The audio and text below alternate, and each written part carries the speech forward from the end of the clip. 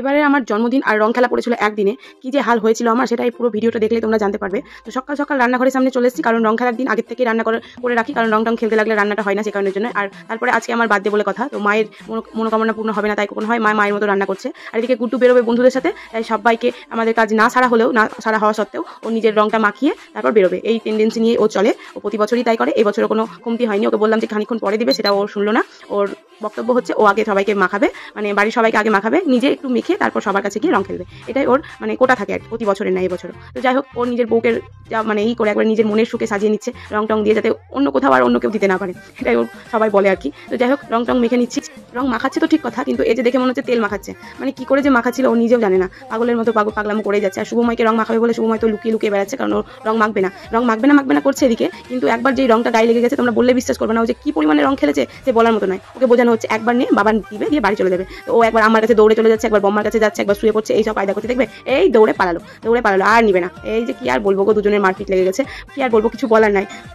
যেমন বাবা তেমন ছেলে, বাবাও যেমন ছাড়বে না রং দেওয়াতে, ছেলেও বলে মাখবো না। কিন্তু সেই যুদ্ধে জয়ী হয়েছে ওর বাবাই, কিন্তু ওকে মনের মতো করে মাখাতে পারেনি। যাই হোক, ওকে জোর জবরদস্তি করে যতটা মাখানো যায় ঠিক ততটাই মাখিয়েছে। ও সঙ্গে সঙ্গে সজ্জা চলে গেছে বেসিনে গিয়ে মুখটা ধোয়ার চেষ্টা করছে। যতই হোক বাচ্চা ছেলে তো, আর এই জোর জবরদস্তি করার জন্য আর কি ওর মুখেও ঢুকে গেছিল। তো আমি ওকে মুখ টুলকুচি করিয়ে ওকে একটু এন্টারটেনমেন্ট করার জন্য বললাম বাবার হাতটা ধরো, তো বাবাকে একটু মাখায়। তো সেই কারণের জন্য বাবার হাতটা ধরে আছে। আমিও মনের মতো করে একবারে সাজিয়ে গুছিয়ে দিয়েছি, রং টং মাখিয়ে দিয়েছি। মানে মাও শুদ্ধ এসে জয়েন করেছিল আবির টাবির নিয়ে, আবিরগুলো আমি খুঁজে পাচ্ছিলাম না। আরে বাবা বেরোবে তো, বসছে নাকি, সেই জোর জবরদস্তি করে বসিয়ে টসিয়ে ইচ্ছে মতো মাখিয়ে নিয়েছে নিজের বরকে রঙে রাঙিয়ে দিয়েছি। তারপরে রং খেলা হলে কি হবে, এই তো শুরু, সেই কারণের জন্য এখনো রান্না বান্না তো কমপ্লিট হয়নি। তাই মাকে একটু কিছু করে হেল্প করছিলাম, যেহেতু দিদা একা পেরে উঠছিল না, তাড়াতাড়ি করতে হবে। ওদিক থেকে ডাকা হয়েছে মামাকে, মামিও চলে এসেছে। আর মামা কিন্তু বাড়িতে থাকবে না, মামাও যাবে মামার ভাগ্নের সাথে। তো সেই কারণের জন্য মামাকেও রং মাখাবো, আর মামিও চলে এসেছে। এবারে রং খেলাটা ঠিক অন্যরকমই মজা হয়েছে, মানে বলে বোঝানো না। আমরা কি বলতো বাইরে গিয়ে রং খেলা কিংবা কিছু ওইসব করি না, প্রতি বছরই এইভাবেই আমরা বাড়ির মধ্যে থেকেই এনজয় করি, সবাইকে নিয়ে সবাইকে করে। এবার মামি আসার ফলে আরো অন্যান্য জায়গায় যেগুলোকে রং দিতে যায় সেগুলো যাওয়া হয়নি, মানে বাড়িতেই আর কি, যেমন দিদি ভাই কাকিমা সবাইকে রং দিতে যাওয়া হয়নি।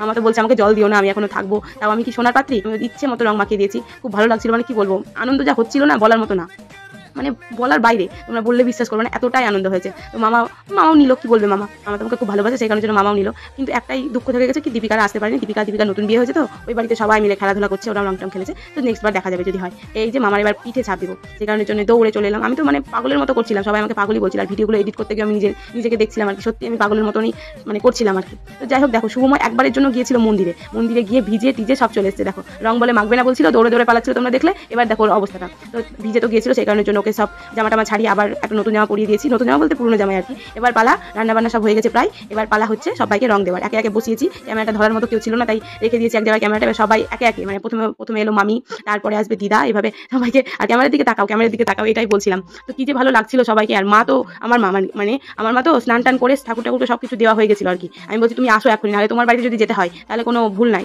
রং মাখাতে। শুভময় দেখেছো সবার গায়ে আবির দিয়ে বেড়াচ্ছে। তো শুভময় একটা কাণ্ড করেছে, যেটা তোমাদেরকে দেখাবো, তো দেখবা। আর বেলুনগুলো ফুলিয়েছিলাম শুধু জল দিয়ে, আমি পিচকারি দিয়ে ভরার সময় পাইনি, রং জল। তো দেখো শুভময়ের কাণ্ডটা দেখলে তুমি বুঝতে পারবে যে কি করেছে। আর আমাকে দেখেছো কি ভূতটাই না বানিয়েছে, দেখো, দেখতে থাকো।